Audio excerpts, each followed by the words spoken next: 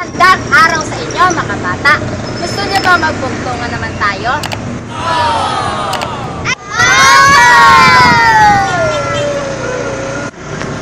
Sige ganito, may tanong ako sa inyo. Anong prutas ang may maraming mata? Ay, sir! Yes, Dayan! Sir, ang prutas na may maraming mata ay pinya. Okay, magaling Dayan. Tama ang sagot mo. Anong prutas ang may buto sa labas? Ikaw, Melia. Sir, ang prutas na may buto sa labas ay kasoy. Tama ka, Melia. Anong prutas naman ang paboritong kinakain ng unggoy?